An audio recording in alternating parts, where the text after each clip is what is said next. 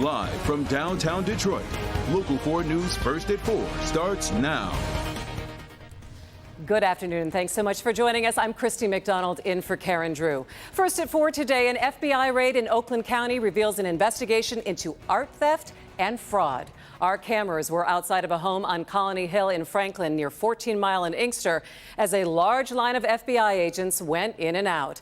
Gallery owner Wendy Halstead Beard has been arrested, accused of bilking at least 5 victims out of at least $1 million. The 24-page criminal complaint says she would sell artwork without permission and keep the profits, or she would sell items that she did not deliver. The alleged victims were typically elderly. Tonight at 5, we will go through the investigation and how Halstead Beard allegedly tried to cover up her crimes. Michigan State Police are trying to solve the mystery of a woman's body found along eastbound I-94 between 8 and 9 Mile in St. Clair Shores. They say she died of some kind of head trauma, but we haven't been told the exact cause of death. Police aren't sure if she died at this location or was moved, and they are also trying to figure out who she was. If you saw anything suspicious in that area overnight, please call the state police or 1-800-SPEAK-UP. A multi-billion-dollar deal for Kroger might help you save money in the future. The big grocery chain is getting even bigger. Kroger is planning to buy grocery rival Albertsons in a deal worth $24.6 billion, billion with a B, dollars. Kroger is currently the second largest grocery store by market share behind Walmart, and Albertsons is 4th after Costco. The combined company becomes an even bigger number 2. New at 6 tonight, business editor Rod Maloney looks at the impact of the merger on shoppers after Kroger says it will use $500 million in savings to lower prices. We'll take what we can get. The merger needs regulatory approval and should close in 2024. Professional hockey returns to the Motor City in just a couple of hours as the Detroit Red Wings open up their season at Little Caesars Arena. They're going to be hosting the Montreal Canadiens, and it is the first game for new coach Derek Lalonde. We will be live at the arena tonight at 5 and 6 to preview the new season. 2 teams face off at 7 p.m. All right, it is Friday. It's been absolutely gorgeous out there. Maybe some rain on the way. Let's check in with Kim Adams. Hi, Kim. Hi there, Christy. Well, we do have rain, but it will hold off until after the game tonight, even though the game's inside. If you're walking to and from, you want to know what the weather's like. 6 o'clock, 56 degrees, 7 o'clock, 54. More clouds by the end of the game, but it should stay dry here in Metro Detroit until after midnight. A beautiful afternoon, just a touch cooler than what we should be for this time of year. 61 at Metro, 60 at City Airport, 56 in Pontiac, upper 50s in Howell. Take a look at the radar. Here's some rain headed our way. Again, this is mostly overnight and will not affect any of your weekend plans. But see that blue right there? Something we haven't seen for a while. That's some snow, and we are going to talk about whether or not that's headed here to Metro Detroit for the beginning of next week. But for tomorrow, it's going to be a beautiful day. Mix of clouds and sun. Cooler than normal, though, with highs only in the 50s. I'll have your complete forecast in just a few minutes. All right, sounds good. We'll see you in a bit, Kim. The city of Raleigh, North Carolina is grieving, and they are searching for answers about what set off a deadly shooting spree. And we've also learned more about the suspect since last night. Police say he is just 15 years old.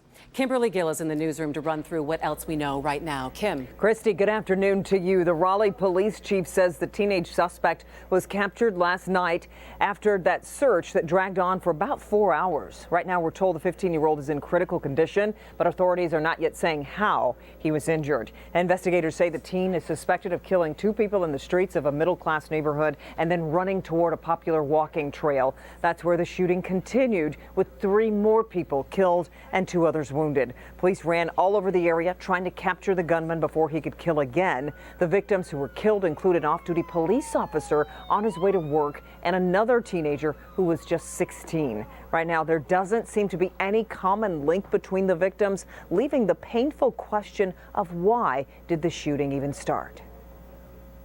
My heart is heavy because we don't have answers as to why this tragedy occurred.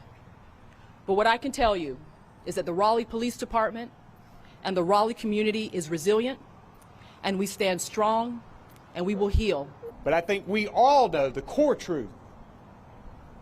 No neighborhood, no parent, no child, no grandparent, no one should feel this fear in their communities.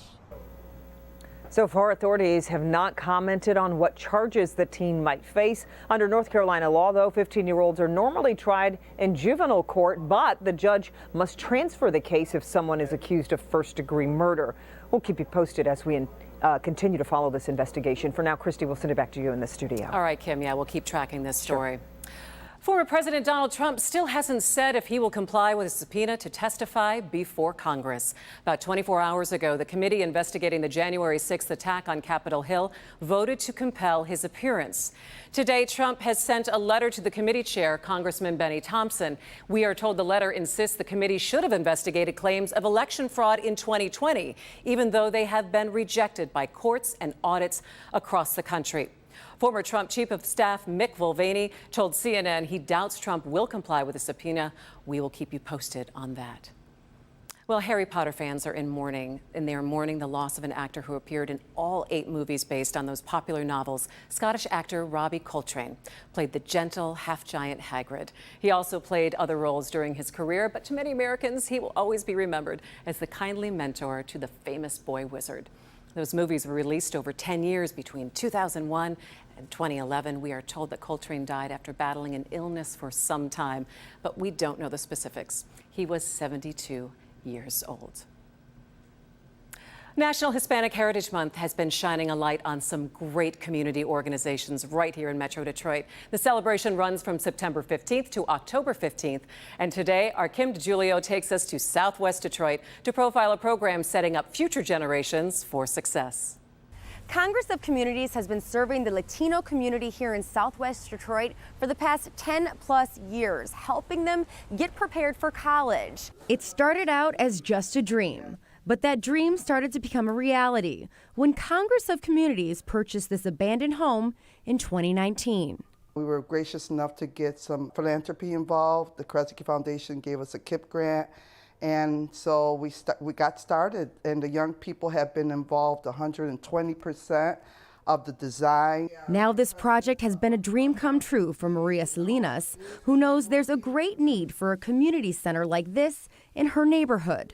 Where it's right in the neighborhood, and the kids can walk here. This is a great neighborhood, but we're going to make it even better. It lacks a lot of resources. Alejandra Torres was a part of the group of students who pushed for the purchase of this home. I grew up here in Southwest Detroit. Now a junior at University of Michigan, she's back in town getting her first glimpse of the renovations. When I was younger and I needed a printer or a laptop, I'd probably have to go to my local library, and honestly, it wasn't the safest. My mom didn't feel safe letting me go, so I know COC will provide a safe place for, parents to feel like good when there's kids are here. The house is even equipped with an outdoor community garden. We had collard greens, we had spinaches, we had lettuces, we had cabbages, we had broccoli, we had jalapenos, we had bell pepper, we had every kind of variation. The home will provide counselors, medical services, technology, workshops, playrooms, and more. All things this community will greatly benefit from. If we can get the residents here, give them the services, then we're starting to build quality of life for our residents. Now, the house isn't finished yet, but they've made a lot of progress. So they're opening the house to the public this Saturday. The address is 4870 Hedwig Street. It's going to be open, so you can come check out the progress between 2 and 5 p.m. Reporting in Southwest Detroit, I'm Kim DeGiulio, Local 4. I can't wait to check back in and see how it's all going. The center is expected to open officially on May 20th of next year. All right, still ahead, new proposals to slow the spread of foodborne illnesses. We'll look at a few ways that meat companies might have to change the way they do business.